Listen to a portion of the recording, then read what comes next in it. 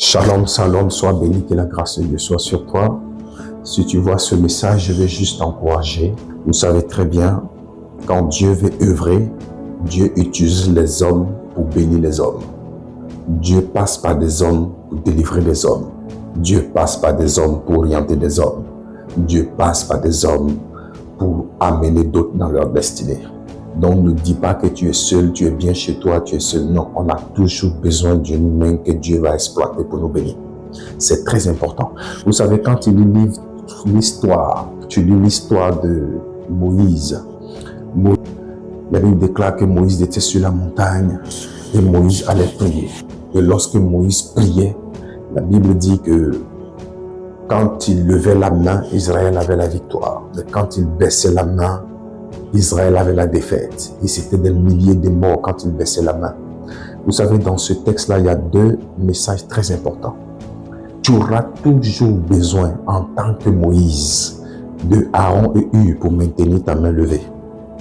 Parce qu'il faut des gens toujours pour t'aider, qui que tu sois bishop, que tu sois grand, que tu sois apôtre, que tu sois un chrétien qui prie, qui jeûne.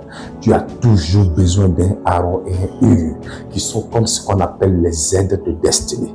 Donc je prie que Dieu t'envoie des aides de destinée en cette fin d'année, pour t'aider à tenir debout, pour t'aider à tenir dans la prière, pour t'aider à tenir dans ta maison, pour t'aider à tenir dans ton église, pour t'aider à tenir dans le ministère. Et cette parole s'adresse même à ceux qui sont leaders d'œuvre, leader de ministère, leader d'entreprise, leader dans tous les domaines. Que Dieu amène des hommes et des aides de destinée pour maintenir ta main levée, pour maintenir ta foi levée. Et deuxième message qu'on peut tirer de ce texte, c'est que il y a d'autres qui pensent que seuls aussi, ils peuvent réussir à vaincre certains démons, certains combats, ils peuvent réussir à gagner. Non.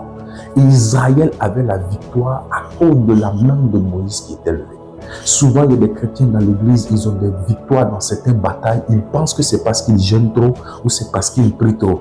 Non, mais c'est parce qu'il y a une main de Moïse qui est levée quelque part dans le secret que tu ne sais pas. Car le peuple ne savait pas que sa main était levée ou baissée. Mais le peuple vivait la situation en fonction de l'état du Père qui se battait pour le peuple. Donc, je veux prier pour un frère, une sœur.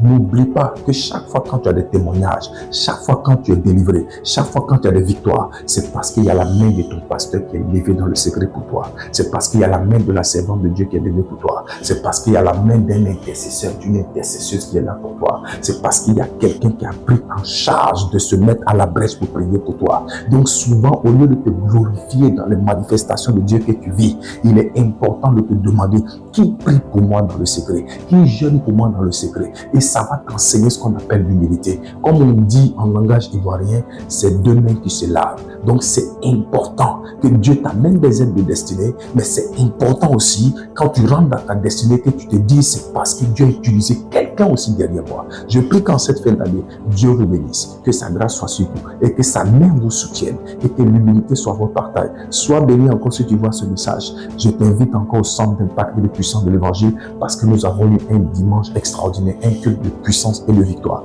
Nous t'invitons encore parce que les miracles, les prophéties, les guérisons sont palpables. Au nom du Seigneur Jésus-Christ, que Dieu te bénisse. Shalom.